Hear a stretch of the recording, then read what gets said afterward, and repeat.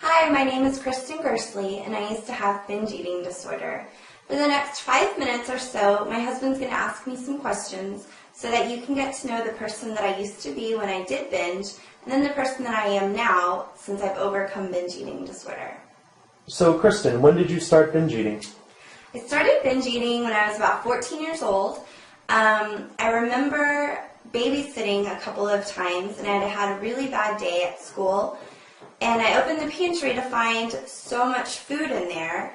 And then I just had the idea that I just wanted to eat it all. And after I did eat it all, I felt a lot better. I didn't have to think about, whatever happened that day at school. And it was just like this rush came over me, and it just made it better.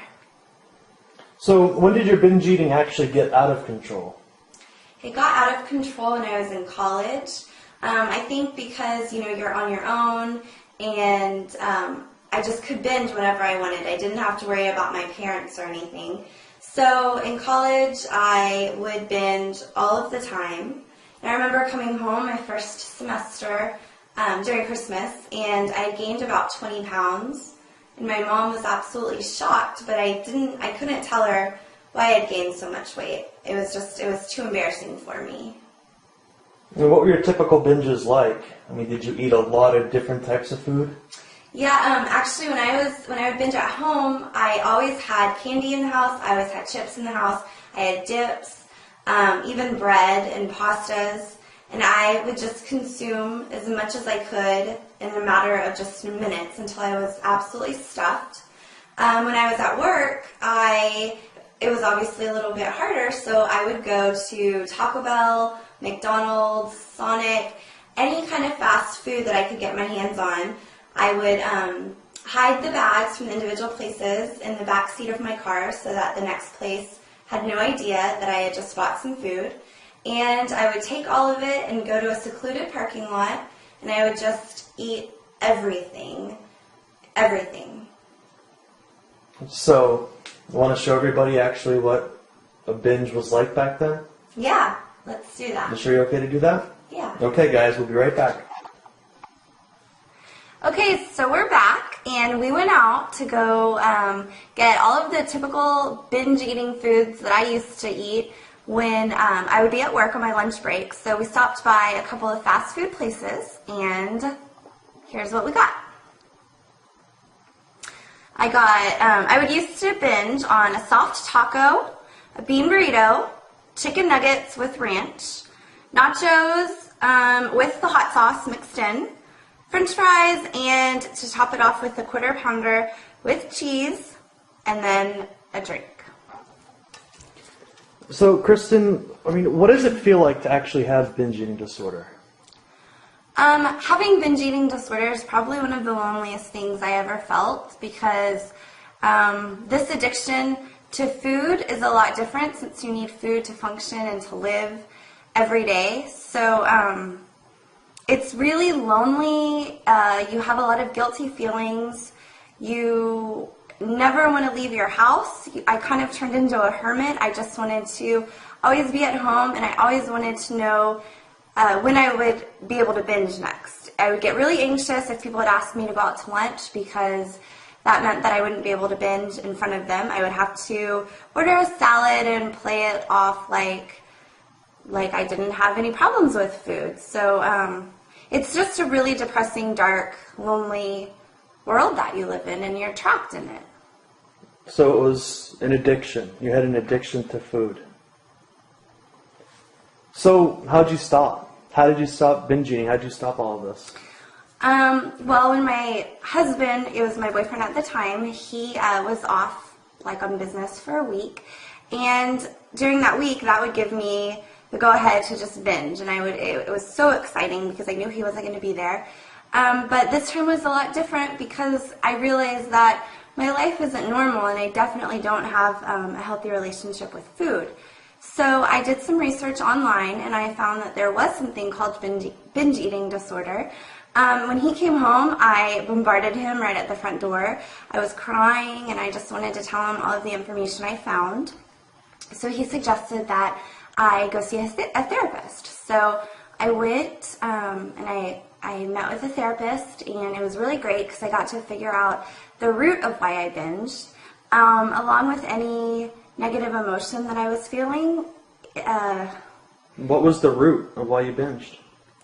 It was a mixture of stuff. I hated getting attention from men, and so I think I did it subconsciously so that I would feel less attractive, and so the opposite sex wouldn't look at me because it made me feel awful. Also, my dad was really strict, so I think in a way it made me feel like I was rebelling against him. And then I just learned it became a habit. So I was happy, I binged. I was sad, I binged. It didn't matter. So for you to stop, you were saying you met with your therapist. What happened there to make you realize, hey, there is actually a way that I can overcome this disorder? Okay, well, it was really good for me to figure out the root. But then from there, she and my husband told me that I should start journaling about, my good days and my bad days, to figure out some kind of a pattern of binging. So I did that, but then I also realized that something was still missing because I didn't feel good about myself. And so I started reading a lot of self-improvement books and learning how to accept yourself and love yourself, because that's what it's all about. If you don't love yourself, there's no way that you're going to feel like you deserve to be binge-free, because you just don't feel worthy of that. So I did all of that. I put it all into an ebook, and that's how I stopped with personal development. So you put everything into an ebook because you knew other people had the same problem out there. You knew there were other people out there that just didn't know how to get over binge eating. And they felt the same things you did, right? Yeah, and it's really lonely. So when you get to reach out to those people, there's 2.5 million. And when you can reach out to them, and I get an email that just says, wow, like, it's so amazing that you know what I feel. Like, that's just so comforting in itself to people out there. And what would you say is the route to overcome binge eating disorder? Would it be to work on yourself inside? Definitely. You have to. You just have to learn to accept yourself. You have to not focus on, your failures if you do slip and binge, because it's going to happen. But you just have to pick yourself up and just move on, and always continue to develop a strong relationship with yourself. So you created a website, End Binge Eating, and your passion and what you do is help other people overcome binge eating, right? Yep. So should we show them that real quick, and then we'll wrap this up? Yeah, let's do that. Okay. Okay, so I just wanted to show you my website. It's the way that I reach out to people every day who are struggling with binge eating disorder.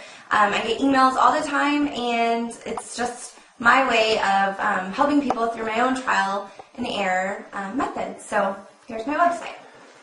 All right, so Kristen, last question. I mean, how is life different now that you've overcome binge eating, like with your family? My family, before, when I was binge eating, I never wanted to go see them, because every time I went, they had told me, oh, Kristen, looks like you've gained more weight.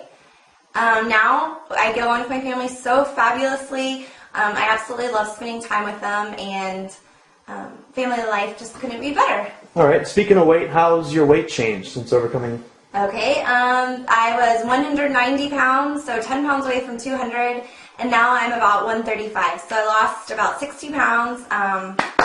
Couldn't feel better about that, so that's really good. And self-esteem, how's that different? My self-esteem now is so great. I absolutely love myself. I can look in the mirror and say, wow, I look really cute today. I'm really positive overall about everything, and I would say my self-esteem is just really up there right now. All right, last one, restaurants. How has that changed? Oh, now I can go out to eat with people, and I don't have to worry about, oh my gosh, I have to order a salad and pretend like my secret life doesn't exist. What you see is what you get now, and there's no secrets left about me, and everything's just really good. I'm proud of you. I love you. Thanks.